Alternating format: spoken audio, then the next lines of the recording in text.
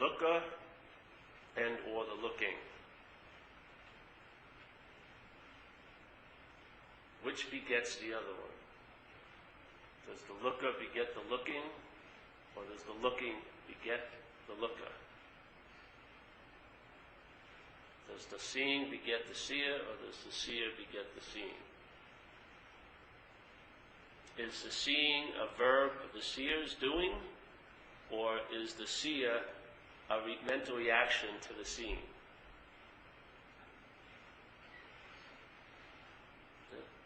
Is the seer a mental reaction, so the mind becomes aware of an activity, seeing, conscious contact, or being? Is the mind making up something about the seeing, or is there a seer that's seeing?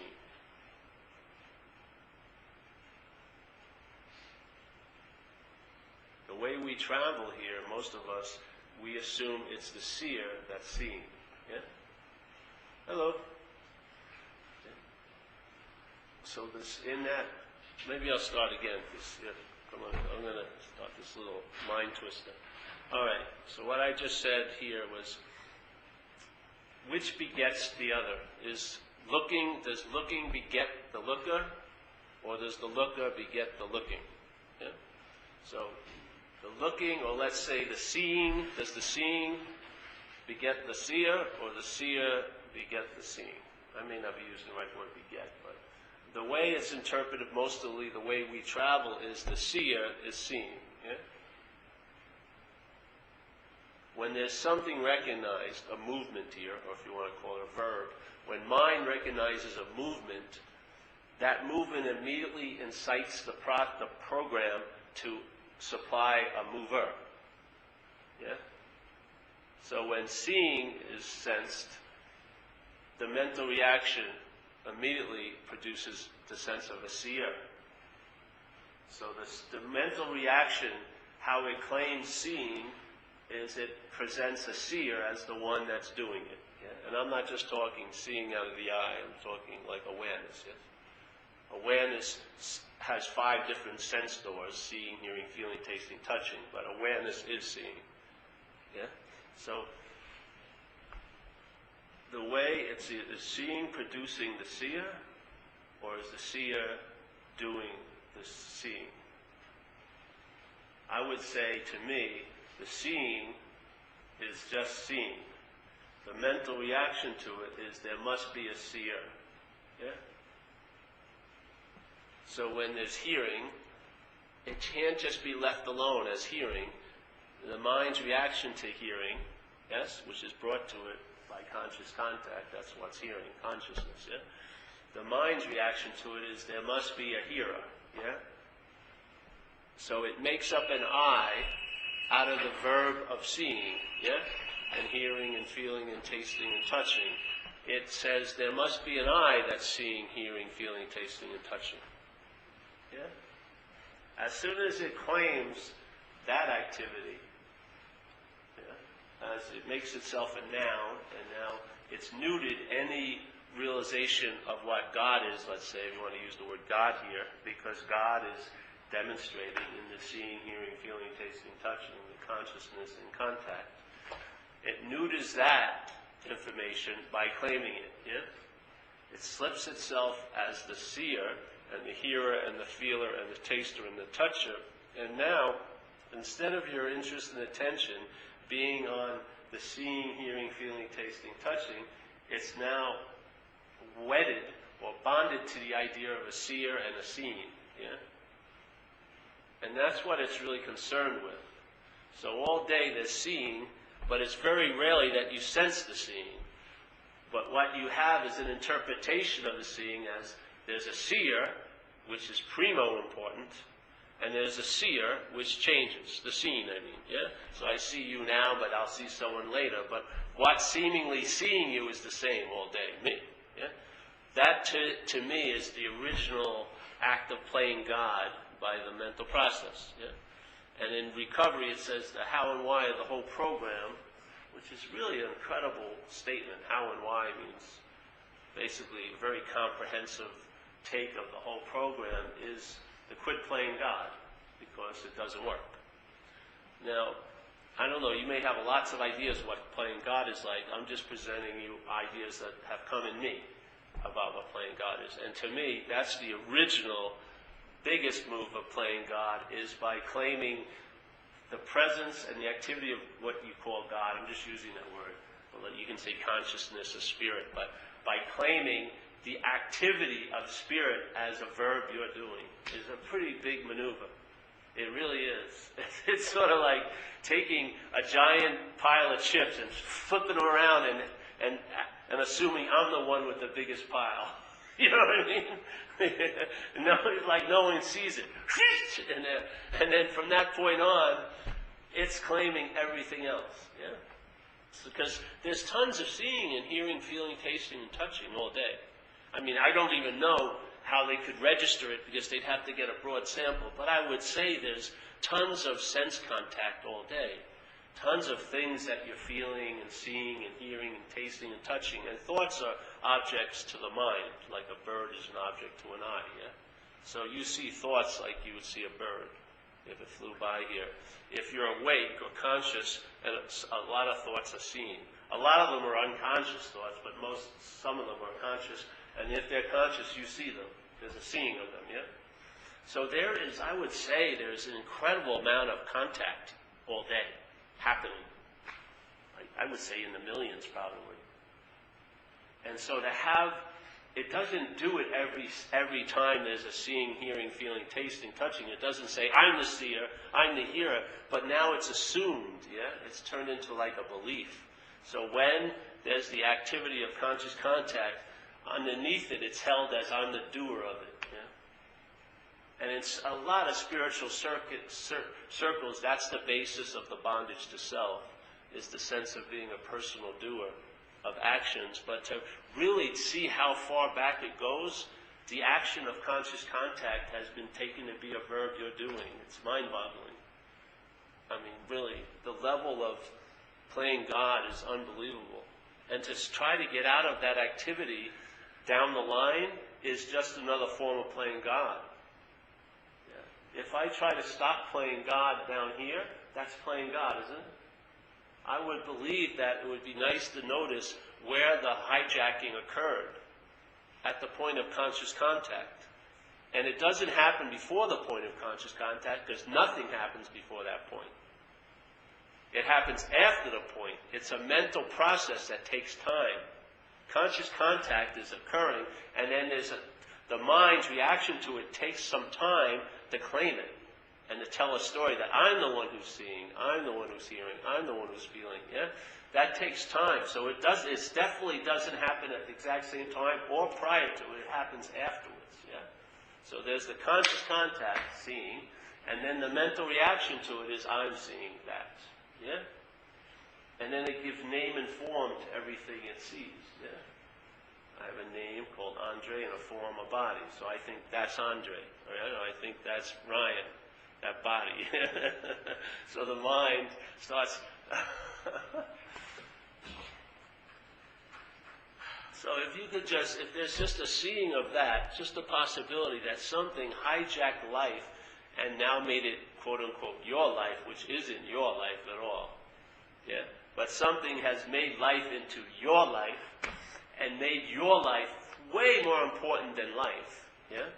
And especially way more important than what you call someone else's life, especially if they're far away in another country. You have pretty much no regard, basically, what's happening to them. Because the sense of being an independent, separate entity gives you a weird immunity to other people's suffering in a way. Because it's not about you. And so you don't really deeply care usually, yeah? It's just like if someone comes here and starts really going off on something. Like I was at a meeting yesterday morning, and the meeting was going a certain way, and then this lady came rushing in, and she just shared, and she was crying, and her brother had just died in a motorcycle accident in the East Bay on 110 miles per hour, loaded, yeah? He was like 21 years old. And so she was incredibly upset. Yet the only one who could even somewhat match her experience was a lady who lost her brother a month before. Yeah? Most of the other people, though feeling something, they can't actually be in her shoes because there's a sort of built-in immunity to this here because you think you're different. Yeah, the my really creates a disassociation from others. Yeah? In a way, it can be good because when someone else is in what's not happening, they can't do what's not happening justice for you. I mean, they're totally absorbed in this worry they think is going to happen to them next week, but you'll be sitting with them, right next to them, and have total immunity to that fear about next week. Because you're in like 2 weeks from now, maybe, or a month ago. You don't really usually match what's not happening with another what's not happening. So there's like an immunity to people's suffering in a way. So when someone comes to my house and is flipping out, and you really don't see what they're flipping out about because you can't see it, you can't actually feel it, you can't taste it, you can't touch it because it's actually not happening. It's thoughts about something next week, or a year from now, or whatever. There's an immunity you have. The immunity is brought to you because those thoughts they're having, you called yours. And if I had the same thoughts, but I called them mine, they'd be fucking with me big time. But because I can see them as yours, they don't have any effect on me. Yeah. But the dilemma is the my, don't you see? It's just another dimension of the first claiming of God as a verb. Like I'm seeing, I'm hearing, I'm feeling, I'm tasting, because now thoughts are seen as yours. Yeah? You believe they're your thoughts. You actually believe that you think them. That somehow you think these thoughts. So if they're noted or seen as bad thoughts, you may think you're a bad person because you must be the thinker of them. Yeah? Once you claim verbs, you basically claim all verbs. Yeah? So whatever happens, you think you had something to do with it, usually. Yeah? It's trippy, yeah? So the thoughts, with the one little word in front of them, my, changes everything. Thoughts are just thoughts, but when they're my thoughts, they're like the beginning of novels, yeah? Big time. They can have so much weight. A simple thought can derail a whole day. You could be having a nice time, and then you go, when are people going to find out I don't deserve this? And there goes your day. Yeah? Just takes a giant into a wall. You know, maybe the day is really so nice, it's just offering you to open up, but your head is going, but it ain't going to last, so you're going totally contrary to the invitation. You're closing down, and yet you wish for this moment. But when the moment shows up, you do the exact opposite than what you think you were going to do. Oh, no, you're like this, because now you're afraid it's going to leave or something. So you can't really win, can you? Can you? Do you ever get what you want? How long can you handle it?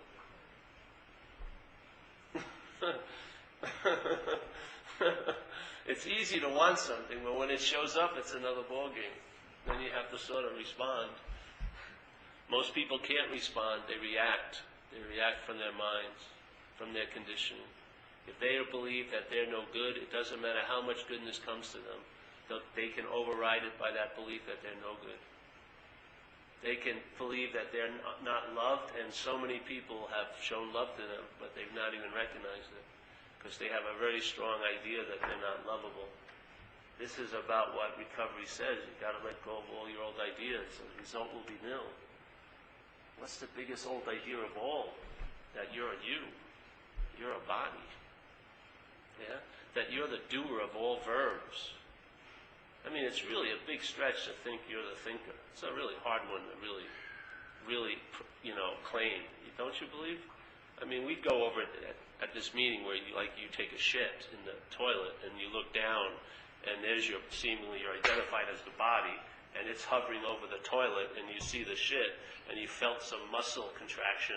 So it makes sense, hey, I took a shit, if you're identified as a body. You see the evidence, you felt it happening, and there it is. But now to take that and presuppose you're the thinker of thoughts is a real big leap. Yeah? Because you can't even see thoughts. You can't weigh them. And you're not there's no muscle that you're spasming. There's no sphincter muscle that's letting a thought out or in, is it? Like I'm holding, I have, constipation would be like this, and then diarrhea like this, Big thoughts would be coming out everywhere. It's not the case, is it? There's no spasming. There's thinking. You can see sometimes the effects of thinking. People's breath gets shorter and stuff, but you can't really see thinking, can you?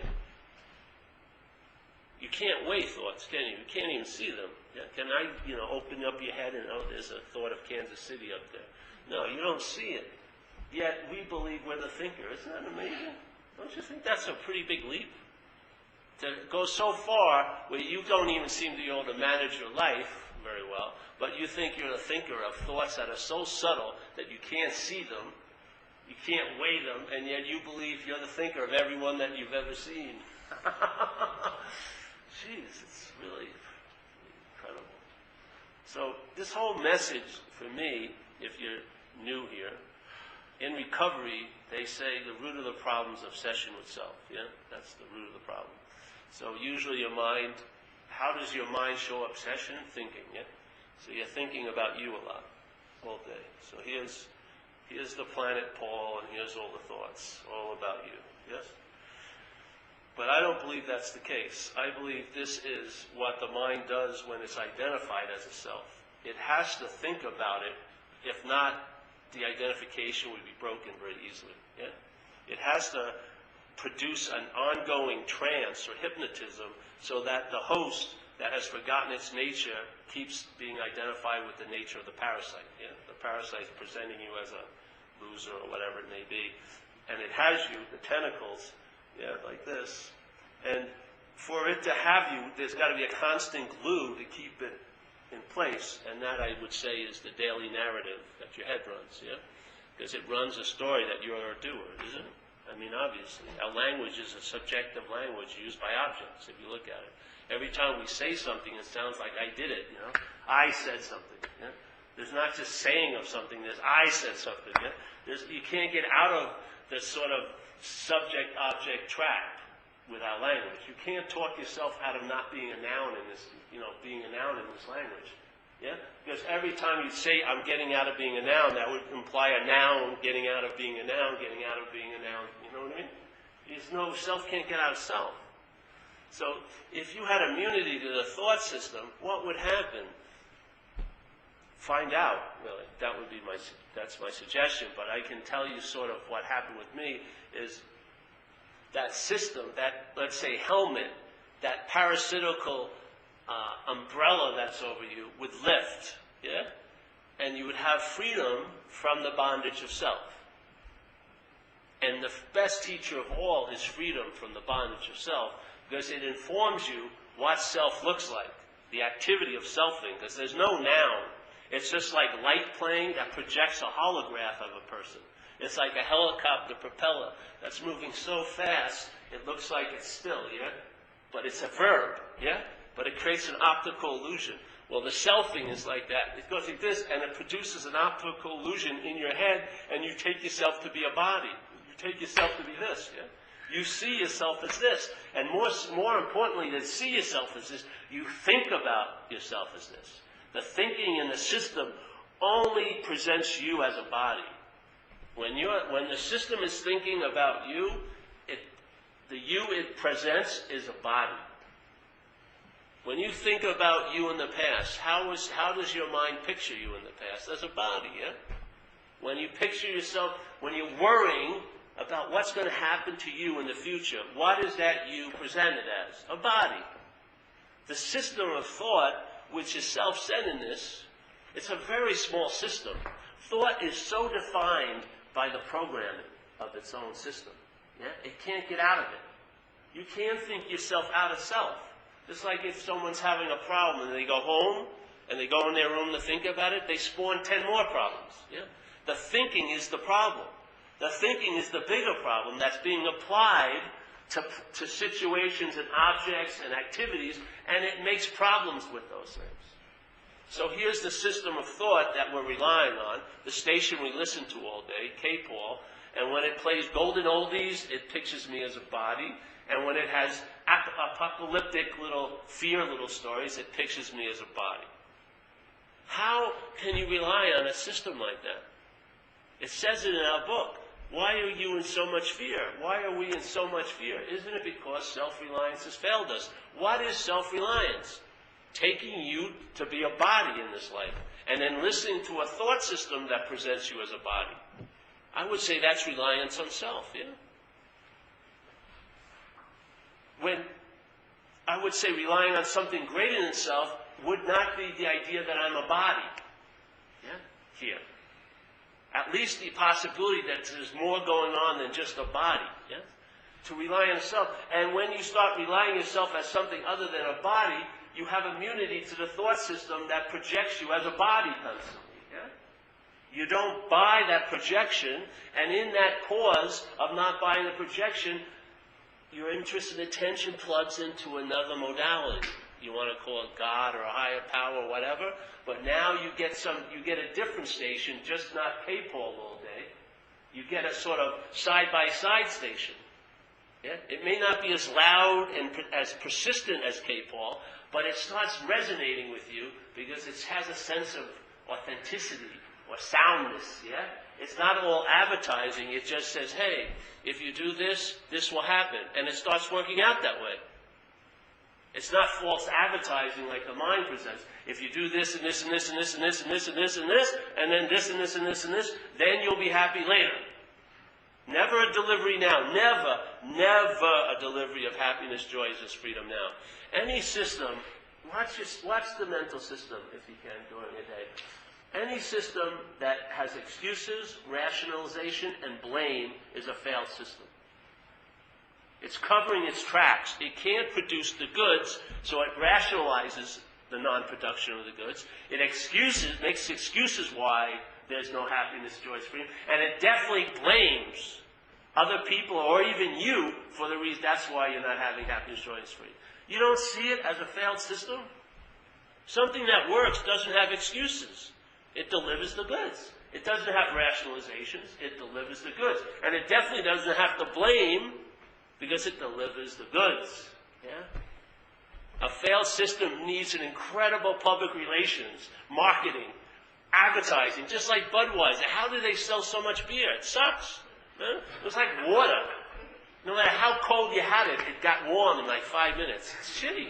All you're buying is water with alcohol in it. But they spend tons of money on advertising to convince you, oh, forget about the taste. It's a bud. This is what it is. Oh, forget how I'm doing. It's you, brother. It's all about you. You'll be right at the end of this. Even if you never get anything you want, you'll be right. You'll feel righteous why you didn't get it. You'll have some verifiable blame to give to others. They fucked with me. And you'll have the visual of incessant resentment.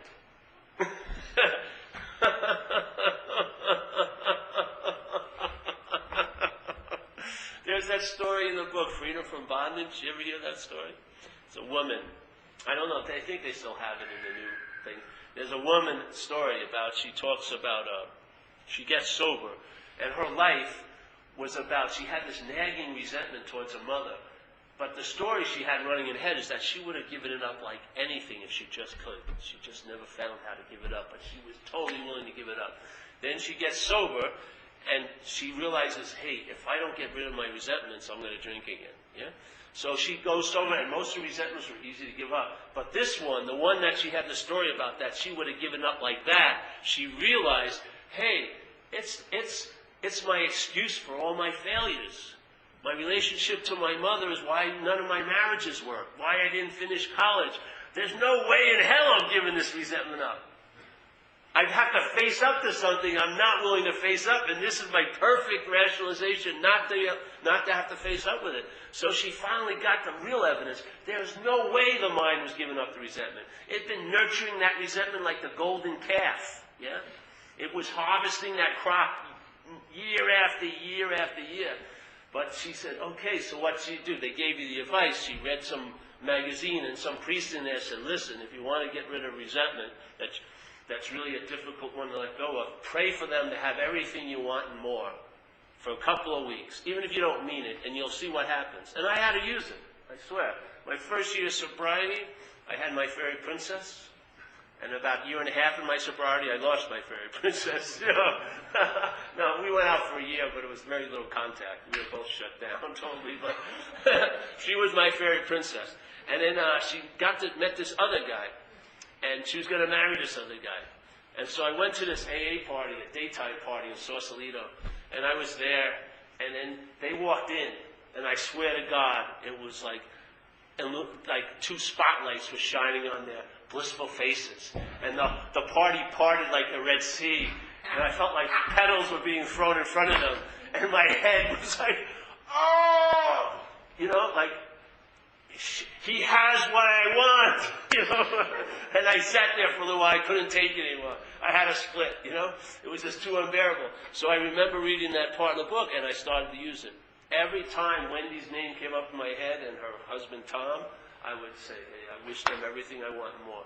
And it took longer than a few weeks. It took about 5-6 weeks. But after 5-6 weeks, every time I thought of them, I felt well, And for the rest of my life, every time I think of Wendy, I just wish her well. It's really freaking cool. So the power is available. It's just if there's a willingness to take it.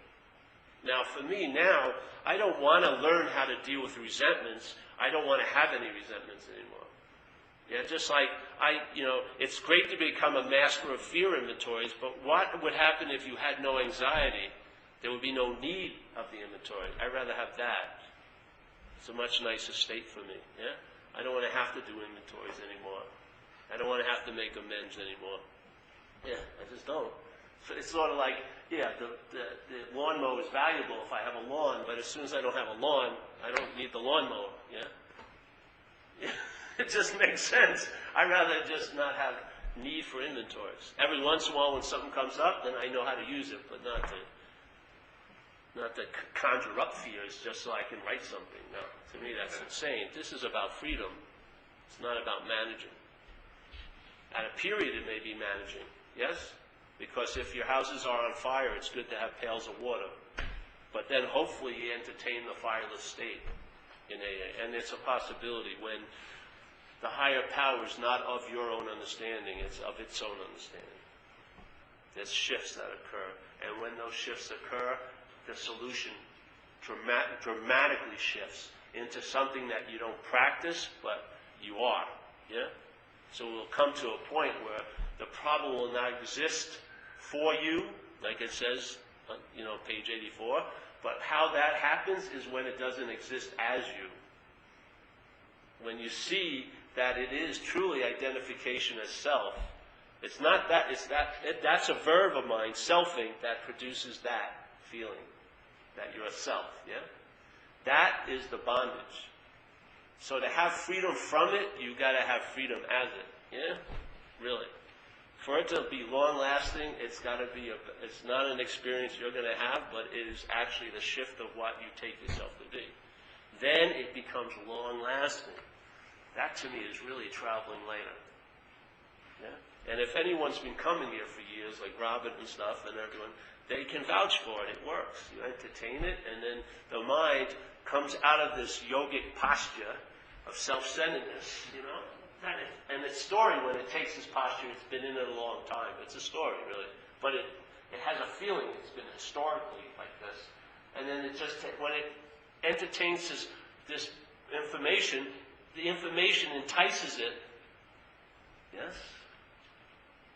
It's sort of like in recovery, they say, you got to stop trying to fit circumstances around you, because that makes your world really small. But now you fit yourself around circumstances. So the circumstance of hearing this invitation evokes the mind to come out of the posture to entertain it. And the entertaining of it is its nature. While entertaining this possibility, it's like a skylight finally appears, and it can go out. And then, now you're entertaining that you have a sense of okayness, not that you will be okay. Because you as a doer and haver gets dismissed on a large scale. It's not about doing yourself into being okay. You're inherently okay before you do anything.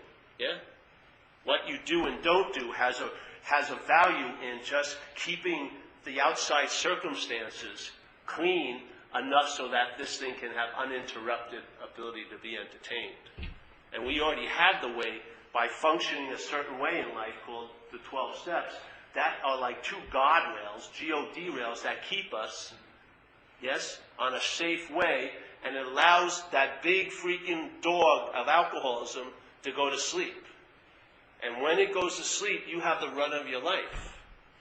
If it wakes up, then you got to walk it. You got to feed it, and especially you got to clean up after it. And usually you don't want to clean up after it, which just promotes more shit. Yeah? And then you become enslaved to that activity of the dog being awake. The 12 steps, its functioning is to put that dog to sleep so that you can get on with living. Yeah? And as long as you behave a certain way and don't go over those guardrails and incite that dog into waking up, then you live like a free-range alcoholic. Yeah? What this message does, it just illuminates your life a lot more. Yeah? Because really, like Jesus says, it's like you are the light of the world, but it's like there's a bushel basket over you that's blocking off the light. But what happens is the bushel basket has no power to block off the light unless you think you're the bushel basket. That's like the identification of self. When you realize I'm not that, it has no influence over stopping the light. Yeah? So this is not about doing or having. You already have a way to do and have yourself into a sane, sober style of living, yes? This is about what can happen when that foundation's in place. Can you be rocketed into a fourth dimension? Yes, if you realize you are that fourth dimension.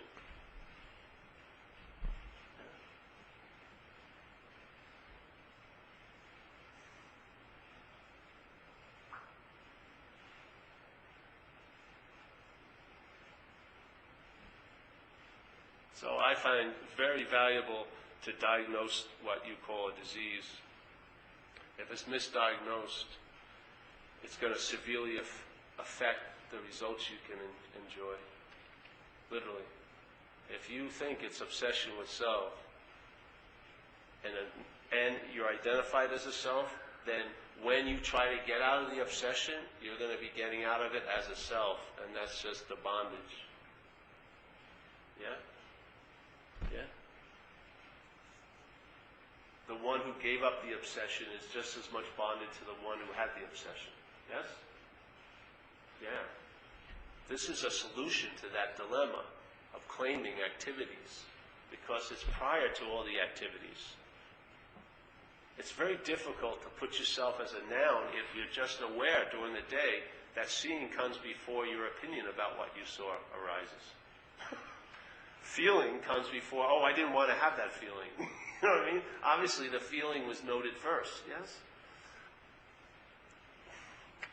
That's the salvation here. Instead of thinking life starts here, you actually let it start where it actually happens, which is seeing, hearing, feeling, tasting, touching. It doesn't say you're seeing that. That's what the mind says. Lord Buddha had it beautifully. He just said, when you see, see. When you hear, hear. When you feel, feel. When you taste, taste. When you touch, touch.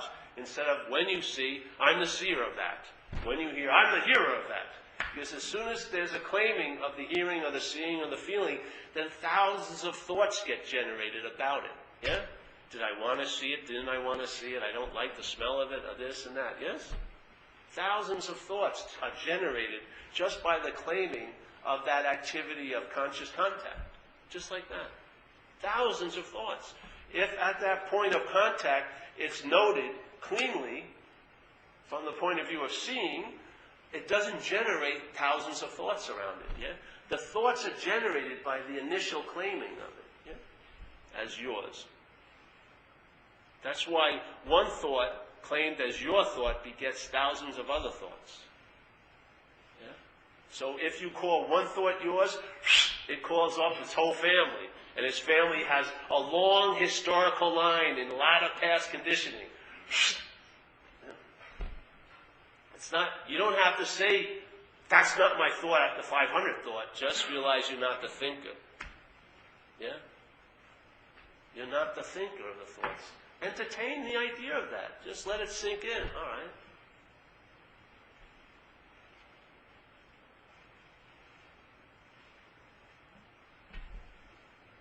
Let's just be seeing.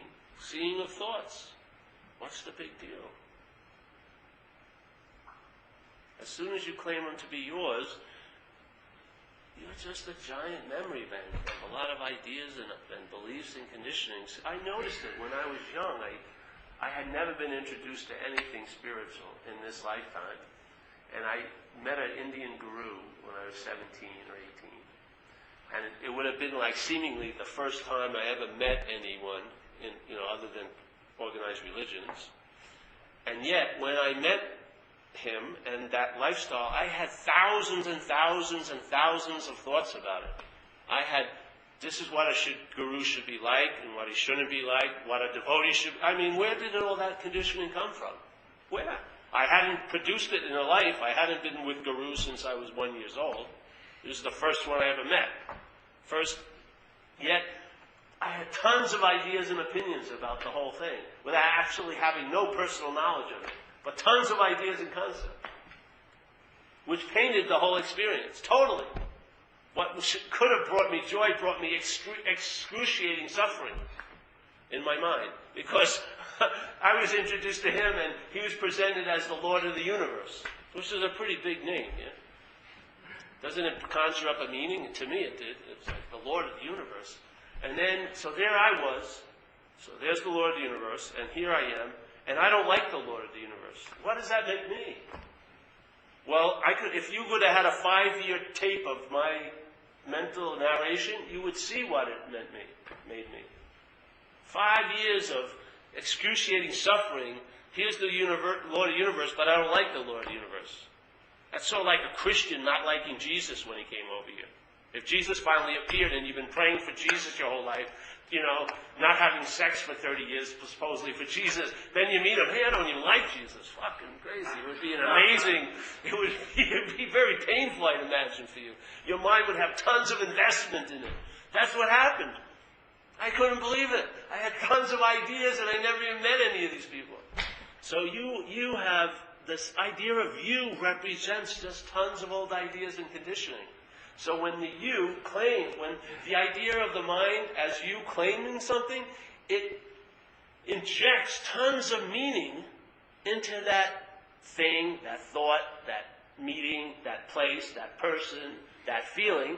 And then it's almost as if the mind believes the feeling was inherently in that thought. It isn't. Thoughts are inherently empty. Yeah?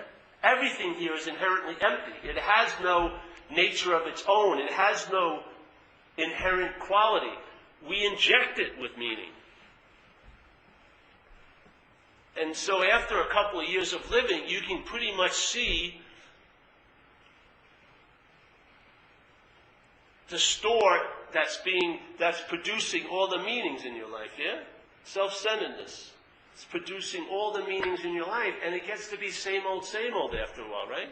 Instead of one fairy princess, you have 7 fairy princesses, but they're all basically the same.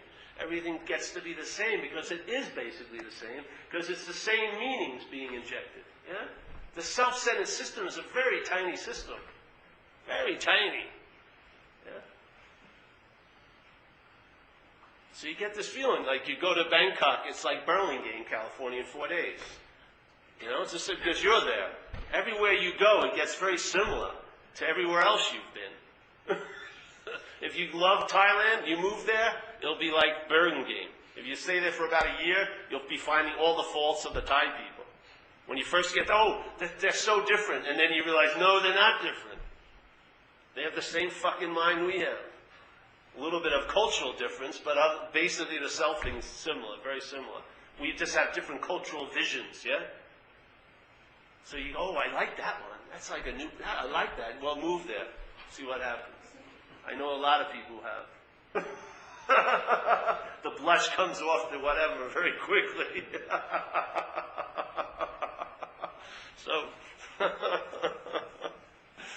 So if you can entertain that you're not that, it's like throwing a wrench in the works, yeah? It will cause the works to stop because they're a verb, yes? You can stop a verb. It can stop, yeah? When it stops, there's a pause. In other words, there's a pause in the movement of that verb. But in that pause, something continues.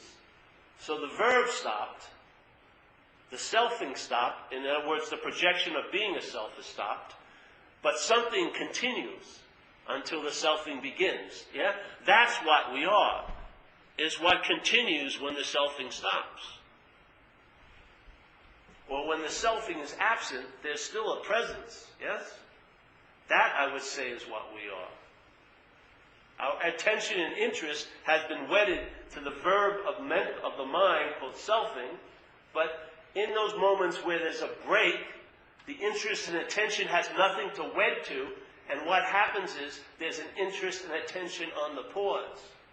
So the interest and attention sees its original face, which isn't a face, so to speak. Yeah? And there's an indelible imprint. May not be on your conscious little head, but in you, in there, there's an indelible imprint on of that pause. It's going to beget another realization of a pause. Yeah. Maybe the first time, that's all it takes. There's a break in the selfing, and yet there's a continuance of what you are, and the emphasis shifts dramatically and never returns to the selfing. Yeah? Maybe it's going to take a few pauses. Who knows? Who cares, really? Because once it gets established, there will be no time it never was like that. Once it gets established, when it's done, and when it's done, there will be no like it had never not been that way. Because one of the things that leaves completely is the sense of time. Yeah? So it's not like you've been longing, and I wish this would have happened earlier. It's all a story in time. It has nothing to do with it. Nothing. Yeah? Nothing at all. In other words, if right now the whole thing dropped, you wouldn't have no sense of a story about it when it wasn't like that. You would lose total interest in selfing. Yeah? So the idea of, oh, I wish I would have got it earlier, it has no relevance whatsoever. So it's nice to have it now, having no relevance. Yeah? If you really lose interest in the me that's holding out for it to happen to, then maybe it'll become obvious that it's always happening. If you lose interest in the me that's waiting for something to happen to it, which is always happening, if you lose interest in that, I would say that would promote it much quicker than anything else. Yeah? When you lose interest in selfing, when you lose interest for the need to be liberated, when you truly lose interest in all of these hopes and projections of how great you'll be later, when you lose interest in all that, when you lose interest in going on the next pilgrimage or the next whatever retreat, and you just finally accept the things just as they're appearing to be, and there's no verb doing it, it's just a recognition, yeah? You'll get what you hoped that pilgrimage was going to bring. You'll be in, you won't get it, you'll be there, yeah? It's truly in the absence of self or in self-forgetting that we're reborn. It's not in promoting and managing self into becoming a better self or a more realized self. It's in losing interest in it. Yeah? How can you lose interest in it if you take it to be you? It's very difficult. Because one giant rush is to bond your interest to it because it's you. And then there's the other thing, I don't want to be bonded to me, which is just another form of being bonded to you, yeah? When you don't want to be bonded to you, that's just another form of being bonded. But when you lose interest in not being this, or being this, man, it works that way. You lose interest in not being this, and you lose interest in being it. Yeah? I found that's a byproduct of just starting to entertain, I may not possibly be that. You cannot believe that's like the anchor for the interest and attention. It's you. It's you. It's you. It's you. It can twist and make it into, I'm going to get out of it or be into it more. It's just youing, yeah? But if you just entertain, it may not be possibly that. I mean, where can the barnacle latch onto if there's no rock? Yeah? If there's no rock, all the barnacles, the thousands of barnacles that are on there, and you'd like to pull each one out, and they're really incredibly stubborn. But if there was no rock, where would the barnacles attach them? I would say the rock is the idea of being a self, and then all the old ideas and all the conditioning bond to that. When the life force moves from the rock, it goes through all that conditioning, and voila, you've got your subjective experience. It's like we talked on Saturday. Here's a river or water. You ever watch water? It's just flowing, it's verbing. Let's say that's like being. Now, and there's currents here, but they're all moving and dancing, going this. Let's put a rock in there. Maybe put a couple of rocks. As soon as you put a rock in, some of the water starts going around the rock, yeah? And then things that were going down the river gets pulled into that, and now leaves coagulate near the rock, yes? And then it could almost be like a little bit of stagnancy starts growing just around the rock. Everything else is flowing, but some of the flow just goes around, starts orbiting around this rock. And yeah, so all this verbing that has a flow to it now starts being put into an orbit around you. Now you want to get relief from what's bothering you, and you want more of what's making you happy, but you can't change the flow because it's the rock that's keeping it all in place. The rock as a rock's never going to change the currents.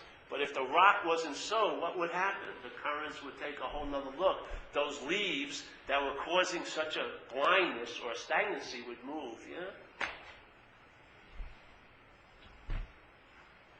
But no matter how much the rock wants to change it, it's the cause of it. It can't change what it's causing, yes? The only way to change what it's causing is stop causing it. So if I'm not that rock, so instead of life happening to me, which is the water rolling around the rock, when it's seen not to be the rock, life is seen to be happening. It's a totally different movement. Same flow, but a different movement, yeah? It's not taken as it's happening to me. How is the rock going to take it? If it's causing this gravitational pull, it's going to look like this shit's happening to me. Yeah? It is. It's going to be in its logical system, it becomes, it's being done to. Yeah? And so it says, well, if I'm being done to, then I can do myself out of it. But it can't do itself out of it because it's the cause of the current. Yeah? And any movement that fortifies the idea of being a rock just sets the currents in place, tighter and tighter. The rock comes out, the whole thing starts moving. Life, instead of looking at or seen as it's happening to me, is just seen as it's happening. You travel a lot lighter, yeah? Isn't that what you want as a self anyway? Isn't that what you want as a self? Wouldn't you like to travel lighter? I'm just telling you, no matter how great the party is, it's going to suck when you get there. It's got to just see. If you're not that you, the party may be really great, but when you arrive, it usually sucks. You've got to put two and two together. It's like in physics, they say the major influence of any experiment is the observer of it. So the major influence in this experiment called life is the observer of it. You're giving it all the meaning it has. If you're observing this place from the point of view of being a body, a self-centered body, that's the meaning you're having. Yes? No matter what experiment's occurring in life, you're influencing it more than the thing itself. Yeah? So change the observer and you change the experiment. So the observer wants to find light as a particle, he sees it as a particle. He wants to find light as a wave, he sees it as a wave. He wants to find an electron at a certain location, he finds it at that certain location. If he says he wants to find it somewhere else, it appears at the same other place. It's all based on the observer, yeah? Cancer or this isn't overriding the meaning you're giving it. Everything, no matter how collectively on the society we've given a big meaning to it. Let's say sharks. Great white sharks have a huge meaning for people. I've ever seen Jaws when they were kids, and everyone's fucking super afraid of sharks. But when you meet one in the water, you'll see what arises. Yeah? We make these boogeymen and women by giving it so much name and so much emphasis, anxiety, that we give it that the power it has over us.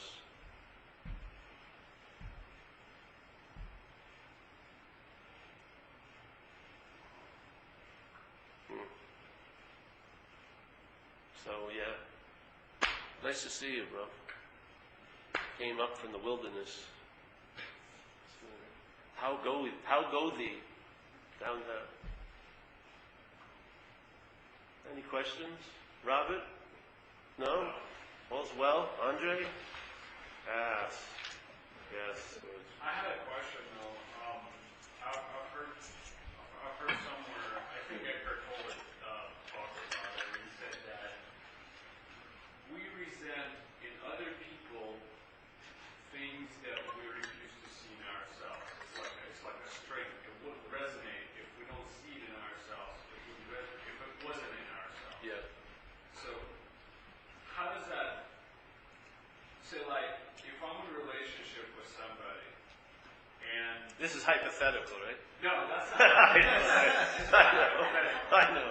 It's a true situation. I know. It's just joke. I was with a girl, and we're not together anymore because I could not tolerate certain things that weren't her, and I was like, I just can't live with that. So, but then we broke up, and I was like, but if she's my reflection, that's Yeah, what I would do with that, you can take that as far as you like, or not like, but I would just ask, who is it? Why don't you ask that? Who is it that thinks it has resentments that I'm seeing in her? Who is that? I'm not saying anything about the resentments or not. If you have resentments here, and you find a way to get rid of them, you'll travel lighter here. But I would always bring it back a step farther and go to the subjectiveness of it. Who is it that thinks has a resentment that it's hiding from and projecting on someone else? There's no one there. It's all verbing, bro. Everything is verbing. Like a guy wrote me he's writing a book, and he wrote me this thing from something I said, and he said, all right, now I heard your thing about the lion and the sheep. Now, he said one thing, and he says, or is it the second point, which is, you're not a sheep, yeah, and that you're actually a lion? So I said, in fact, you're neither of them, really. You're not a lion either, because you're a verb. I don't know what the hell you are, literally. Yeah? I'm just using sheep and lion, but you're not a lion either. Yeah? You're a verb. I would just question that, and then deal with the resentments. And if what he says resonates for you on that level, use it. But ask, who does it resonate to? Maybe throw that in there. Just see. Ask a simple question. It has nothing to do with arguing or supporting the statement about resentment. Just ask, who is it that believes has a resentment?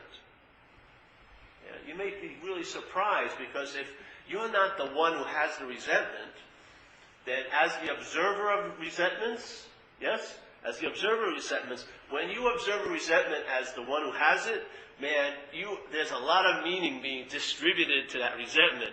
And you may be like that lady. That resentment may have a real valuable commodity to your selfing. It may have a real reason to sort of cherish that resentment that you may not be aware of, and your story would be, I'd do anything to get out of it. Yeah? So you'll even suffer more with the idea of being in it, because you think you'd do anything to get out of it. But really, in fact, the mind does not want to give up on that resentment. It's getting a lot out of it, yes? You have to realize there's aspects of agenda you may not be aware of. On one level of conscious, consequential level of being self, yeah, you may think you want to get out of something terribly. On another level of the parasite, it has no intention of giving up on that, because that's like lifeblood to it, yeah? So here, in unknowingness, you're really in conflict, because you really seem to want to give something up, but you can't seem to be able to do it. But right above that little one-story play down here, on the next story of the parasite, or the mind addicted to selfing, it has no intention of giving up that resentment. That's like a jewel in its necklace. No fucking way is it giving up that jewel. Yeah? So you're not informed, even thinking you're a you, you're very ill-informed about all the you-ness that's going on in the selfing. Big time. Yeah. There's so many different levels of selfing going on. One selfing is totally into something, and on the other level, it's complaining about it terribly. But the one supersedes this level, and you keep stuck. Yeah, and it goes on and on and on and on and on. There's a lot going on. Yeah. Then Isn't it a story that if you would do anything not to live in fear? It's a big fucking story. The parasite thrives on anxiety. Why? Because it demands more reliance. If you're anxious about something, what are you going to do? You're going to rely on your thinking, aren't you? There's the parasite. So it loves anxiety. So because it produces more of a reliance on it. Because the thing that incites the dilemma gives you the solution to it all day. Yeah? Even if you read Eckhart Tolle, you're subjectifying everything he says. Probably if he shared what he meant by that, he would probably mean totally different than what you mean by it. That's what happens here. So you gotta see, this thing is, you may be believing that you really want something. Well, 98% of what you're not has no intention of ever entertaining that. It's just there to produce exquisite suffering by its absence. Yeah? Haven't you noticed that you really want something you don't have? Let's just take it simply, break it down. The head tells you you really want something, and you believe it, yeah? You really believe, you even feel like you miss it, yeah? Oh, this is really true, I'm feeling it, which can be totally manipulated feelings. Totally manipulated. So here, it convinces you you really, really, really want something, but that's something you don't have. And maybe sometimes it even may seduce you, and you'll never have a chance to have it again. So now, you're in the position in life to really, really, really want something that you've given a lot of meaning to. Maybe you gave it the meaning that this is the thing that would save me. If I only had this, if I only knew this teacher, if I only had that, this would save me. And you have no recourse of ever meeting it again. What is going to be the mental state you're living as? Exquisite suffering. Exquisite suffering. I've seen it. I've seen people do it. I've seen it with girlfriends and boyfriends where they're with a girlfriend and they're basically ignoring her for years, and then the woman gets in her head, hey, I'm not getting what I want, and they leave. And as soon as they leave, the next night the guy calls me before he tries to kill himself, and he says, the source of all my happiness has left me. Now that's freaking a big statement. What would you feel like if the source of all your happiness left you? And you believe that. You wouldn't feel so good, I'm sure. You may even be apt to maybe kill yourself. Maybe you would take your own life. Yeah? You don't see it? You don't see how this presents evidence? And once you believe it, the evidence appears real. You actually, this woman who you were with for 2 years and you paid very little attention to, it appears real that she's the source of your happiness. But it never appeared real while you were with her. It only appears real after she goes. You don't see it? This thing, it's just fishing. It's just throwing bait, false evidence, your attention interest, take it to be real. I got a big one.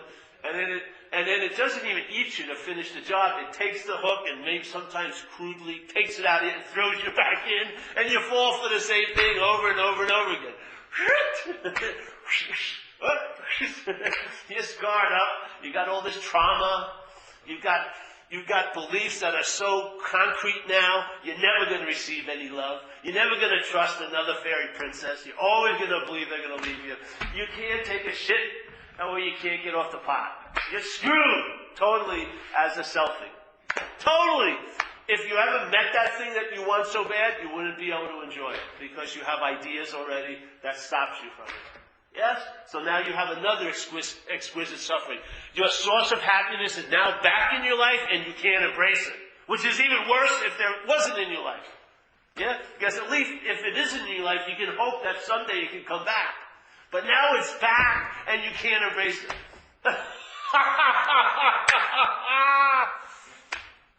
This is what people call everyone about and complain and flip out about. Constantly.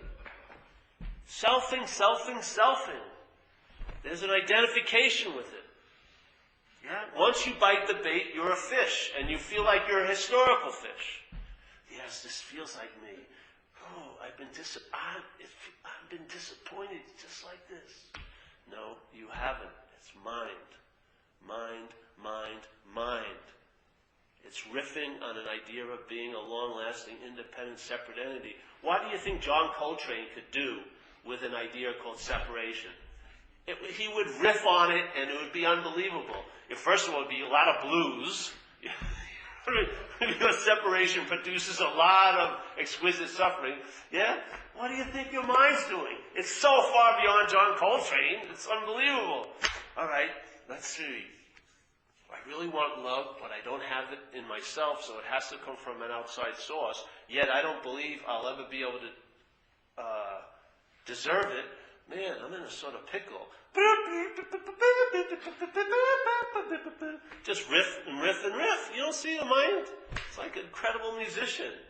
We're like the notes banging into each other, thinking it's all about us. Ping, ping, ping. Just all negative bonding patterns and everything going on. Jesus. You see some people who are married? How much anger and hatred is there? Just taking it out on each other, the disappointments of their lives, because they both expected to be saved by the other and it's failed. Man, it's nasty sometimes. This is what happens. The mind is very vindictive. If it set you up to be a savior and you fail, it's going to torture your ass. So, if you let go, will you find God as you understand him, or him or her to be? Will you find it? Yeah. Well, what happened is, it hasn't been lost, first of all. I agree. So there's no finding of it. What happens is, when you lose interest in you, yes? Yes. When you lose interest in the selfing, when that ever-present obsession with this as being you is lost interest in, by this absence, the presence will be obvious. What presence? The presence, if you want to call it God, that presence. Okay. Yes. But it won't be obvious to you when you're obsessed with self. Because when you're the present, The obsessed with self is clear. yes, It's clear. yeah, Crystal clear. yes. It's the other part that's... Well, just all you need to see the crystal clarity of that, because it's in seeing I'm not that, the other one starts illuminating. Yes, yes. You know what you find out? You don't really know God, but you find out, let's say, what God represents, my language. You find out God. It's different. Yeah, but I find that there is instead of obsessing about the self, it just transfers to obsessing about God. Obsessing about what is ungrabbable, unclingable. Yes, yeah. But yet, you know it's there. You have experiences way beyond the self. And so you run after the experiences that are way beyond the self, but you have no control over those experiences coming in before going. Yeah. So you just look. Yes. That makes sense? Yes. But what we're talking about here, instead of when there's the identification of self in place, Yes. what God is an experience. Yes, for you. Yes. That's really a form of playing God. Okay. When you realize you're not a self, then to me, the realization of God is not an experience. It's ever present. I don't know what it is. I don't know, and that's the joy. There's no need to know. It just sort of allow. Allow, yes. Well, it's a presence. Yeah. Yeah, it's not even allowing it. Because if the only thing that thinks it needs to allow it is an idea of being a self. If you're not a self, there's no allow, because that would again be playing God. I'm now going to allow God to be God. Oh, that's incredible. Every time I hit synchronicity, then I know, okay, God is taking over. And it shuts down the mind. Yes. And when synchronicity stops, the mind starts back. Well, that's one condition that I would surrender. Okay. That it has to be synchronicity. Well, it doesn't have to be. That's just one. Yes, I would say, over the time in recovery, I got to a point where my idea of a higher power was that it's always available at all times, right where I am, with no requirement necessary. Yes? So in other words, I'm out of the picture. It's by my absence that presence becomes obvious. Yeah? Yes. So like St. Francis would say, it's in self-forgetting that you're reborn. Yes? Yes. So when you forget this, when you're in the forgetting of self, then God miraculously seems to appear, if you want to call it God. It's never not been here, but it seems to appear to you finally, because you've lost interest in the you that's blocking it off. Yes? If you're up, yes. That is. Yes. So this is not about finding God, it's finding out what you're not, and in that you'll find out what happens. Yeah? And then you'll really, in finding out what happens is much more verifiable than 500 pages of scriptures, I'm telling you. Really? When you get it in your gut, yeah, it's just an unspoken yes. Yeah. Then it becomes a done deal. Yeah. Yes. Yes. It's not revealed to you. You just realize there is no you. And then things are found out, yeah, but not as a you. Yeah. Then there's just verbing going on. See, the mind wants to have a noun. Let's say if you don't understand something, you'll try to blame it on others. If you can't blame it on others, you'll say God did it, yeah? We always want all the verbing to have a noun. There's no noun, it's just verbing. It's just being, yes, say? There's no divine being, there's just being. And in that verbing, or in that movement, there's a freedom from being that rock in the water, yes? So, for instance, I've noticed, like, coming to a meeting like this, where you're talking about the abstract, and the mind is trying to grab it and figure it out and all. Something goes on beyond the mind that isn't figured out, and all of a sudden, like tomorrow morning, I'll wake up and there's a clearing, Yes. there's an understanding, but I couldn't figure it out mentally. That's right. Your system can't grasp this. That's what this whole message is about. It's disarming the system or throwing a wrench in it. When you try to figure it out or embrace it with the system of self-centeredness, it's like trying to catch a butterfly. You can't catch it. That's what gets exhausted, hopefully, and then you realize there's truly, I need do nothing. It's not about doing and having. It's not. It's about recognizing you're not the system that relies on doing and having to promote its idea of being a person, yes? If you didn't think this was your life, whose life would it be? If you didn't think you were the doer of your life, whose life would it be anyway? Your whole story, the mind projects as you, is because it takes that you're the noun of all these verbs. Yeah? That's why it presents you as the thinker of the thoughts. If it didn't present you as the thinker of the thoughts wouldn't have half the power you've given them. Yeah? It's the claiming of it that makes life into your life. Yeah? And then that life is made up into something that could be quite different if it was given up. Yeah? So like for me, that's why I like the term finding out, because the mind incessantly wants to know. It finds security in knowing. Even if it's wrong, it still doesn't matter. It just wants to know. But if you abandon yourself to this idea, yeah, if you let go without reservation, you're thrust into what Zen would say is the I don't know mind, which is a very high form of mind. Yeah? And in that I don't know mind, the way you live life is finding out. Yeah? You find out what the day's going to be like instead of waking up knowing what the day's going to be like. Yeah? You find out what the day's going to be like instead of waking up thinking you know what the day's going to be like. Yeah? That little shift is unbelievably incredible when you just start living finding out instead of knowing. Knowing is like a deadening thing. It's like neuters everything. It packages it. It gives it name and form. And those name and form have old ideas and beliefs around them, yes? And very rarely will the picture break through the frame. But finding out is no frame. So the picture has a lot of room. A lot of miracles can appear in it, so to speak. A lot of synchronicity. A lot of intuitiveness. Sensations that weren't felt before. Peace and joy, unbidden. This and that. The picture gets allowed to really, really manifest because it's not framed with beliefs and old ideas, and I know this is the way the world is. Give me a fucking break. Yeah? I know how she is. I know how I am. This is just framing. Putting name and form on something which defines it and stops it from manifesting, yes? This is like questioning the frame. Don't worry about the picture. The picture is defined by the frame. Question the frame. If the frame isn't taken to be real, the picture has an opportunity to grow and mutate and expand, yes? And you may see different colors and everything. The frame is giving it all the meaning it has. The frame most of us are looking out of life through is self-centeredness. Centered on self, meaning I'm a long-lasting, independent, separate entity. That's the doer and haver of things.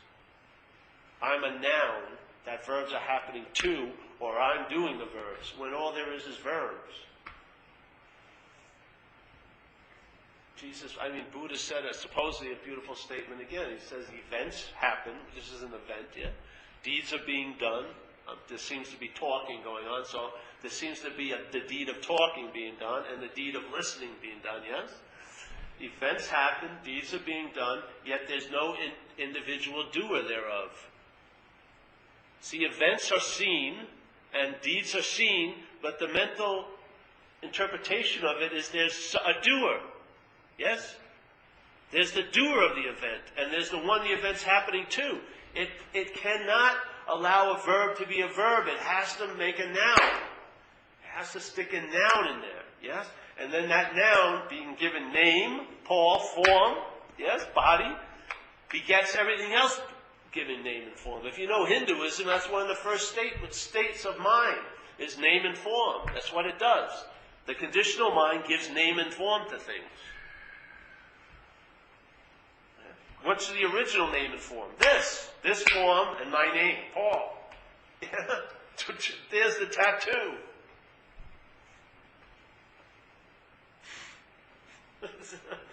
It's unbelievable. But if you can see, this is what happened with me. I came to meetings such as this, in different venues and stuff when I was younger. And people were presenting a similar idea. I just sat there, and something occurred, and an unspoken yes happened. Not the first meeting, but down the road. It was one meeting I was at, and I was sitting there listening once again. And something occurred where there was just an unspoken yes, and it was like a done deal. I stopped going to those meetings. No, I wouldn't mind going. There's nothing wrong with going. But I stopped going there, and I just started to entertain what had been dumped into that system of selfing. Yeah? And when there was seen that I'm not that, there was no need to try to turn around and see what I was. I realized I am what sees what I'm not. Yeah? That's it. It's in the seeing what I'm not, that's what I am. I don't go, oh, now I'm going to find what I am. That would be the same thing as that. No, I saw what I wasn't, and that's that. Yeah? And it hasn't shifted back for a long time now. So to me, it was like the last answer in this life. I was looking for answers, and it seems to be the last one. I was delivered. I may get a new one, who knows? All I get is different downloads, but it's the same answer over the last, I don't know how many years. Yeah? It was a done deal. That was it. Finished. I don't need to study anything else. I don't want to peruse anything else. I recognize when people are way down the line on consequential levels talking about it, but all I get is there's always suffering entailed. Yes? Suffering, suffering, suffering. No matter how right or wrong they are, there's suffering entailed. And I find the closer in a way you get to the source, the less suffering. The more traveling lighter. The farther away, the more suffering. The more excuses, the more blame, the more rationalization, yes? The more being right and the more being alone here. Yeah? So, move back. Quoting Buddha, he said, all human activity begins in suffering. Yes, because why? When a human is in the activity, he believes or she believes they're the doer of it. And that's the cause of the suffering. It's the bondage to the activity. That's why when they say, a non-action doesn't mean no actions happen. It means an action that happens without an identification as the doer thereof. Yes? So someone who's entertaining, they're not that. Lots of actions are happening, but there's no identification as the doer thereof. Yes? And so that action doesn't produce the suffering it would if there was an identification as the doer. That's what happens. Yeah? And there's going to be tons of actions happening. Yeah? And let's say the level of traveling heavy or traveling light is sort of based on that in a way, if you want to know what it's like as you travel during the day. The more identification as the doer, the more thinking about, I shouldn't have done it, or whatever, and on and on and on it goes, yeah? Once the claiming occurs, the initiation of the whole system of selfing gets on, then there's a lot of thinking about things. There's like, it could have been different. I could have not done that. And if I didn't do that, everything probably would have turned out great. And that's why it's not great, because I did it. So you'll be the source of all. You'll have this incredible, inordinate responsibility for everything. The way my life is because I fucked up. It's amazing. Can you imagine if you listen to this your whole life, and let's say like 5 minutes before you pass away, you've lived 83 years, let's say. Yes, supposedly. And you're in the hospital bed or you're at the hospice, and then your head finally makes the final proclamation. You fucking missed the whole thing. Your whole life was a waste. What a way to go out. Believing that as your little clarion call. Boop, the last note. You really fucked up, Paul. That moment of dying could be an eternity. There is no time. You believe someone died, went out and died. They may be watching a life, and it may happen in seeming your time in a split second. It can feel like an eternity. Yes? Yes. Can you imagine that? You've been listening to this your whole life, and it's back and forth about its opinion of you. But at that last minute or two before you're going, its final little tattoo is, you really fucking blew it. And then all these ideas, your failed marriages, everything flushes by you. You don't think that is hell?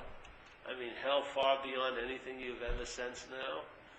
The mind isn't done with us, if you want to know. If the identification continues, it could lay a bomb like that and there would be a belief in it. You would believe it. You've believed everything else it said. If it says something like that at the end, and you're not going to have any time to contradict it, you won't be able to read a book, you won't be able to, Eckhart Tolle said this, or someone said this, it's going to be, boom! It's best to die to it now, eh? It's self-forgetting. Die to it doesn't mean you kill it. Die to it means is you lose interest in it. You die to the self means you lose interest in the selfing. You die as the self is your interest and attention is up the self's ass. That's how you die as a self. You die to it by losing interest in the thought system. Yes? You don't rely on the thought system anymore. You don't let the thoughts triangulate you and present you as a body. It will continue to do that, but you don't buy it. Yes? There's an energy, there's whatever it is. The awareness is now more what you call you than what it's aware of. Yeah? So the awareness of the selfing is more what is being called you this life from now on than the selfing. Yeah? The emphasis just shifts. Yeah. And then you have immunity to the production. Yeah? What was a color production is black and white and grainy. And it's really old. It's the same old movie it's been projecting since you're like 6. You've just grown in size and whatever. It's same. Yeah. But I found these moments of clarity in life extremely valuable for pulling out of the self. For instance, you mentioned a moment when a death and you suddenly realize, I totally fucked up my whole life. And it's too late now at that point. But in the course of life, you can have those moments where you suddenly realize, my whole life is meaningless. And then you find meaning. Yeah. You pull out. It matters what happens when the thing comes up, yeah. At one point it could be useful, at another point it may not be. I just ended, see, whatever, mind presents life as me, and then as not me. I'm neither of them. There's just a seeing of it. Whatever it presents, the left hand or the right hand, it doesn't matter, because there's just seeing. Seeing. Seeing is the prior activity. Seeing. If you want to take yourself to be the first thing is seeing. It's not an idea of being a body. That came later. I would say if the first thing, the thing that's prior to all other things that appear here, the no-thingness, I would say is more you than anything else that's ever appeared. Yeah? And that thing doesn't appear, it doesn't come and go. It's always so. So, obviously, you ain't going to die in a way, because you were never born. Yeah. Have you ever been at a death or a birth? I've been at both. I helped deliver a baby, and I've seen some people die. And the vortex is very similar. The vortex, the energy that's sometimes in the room, is very similar to a birth and death. Very similar juice happening. Yeah? One, it seems to be the end of a body. One, it's the beginning of a body. But it's very similar energy.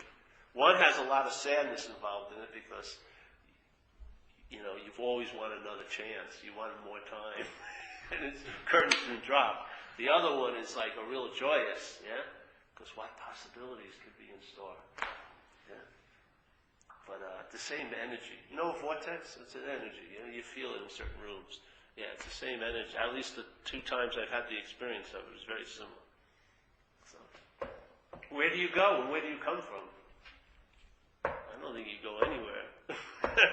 I think this is just an appearance, yes? An appearance. That has no weight whatsoever when it's done. There'll never be a you to remember you were ever here. It's not Uncle Joe. Huh? It's not Uncle Joe. Yeah. That's right. Never. We used to go along. Uncle Fred, yeah. Uncle Joe, Uncle Fred, yeah.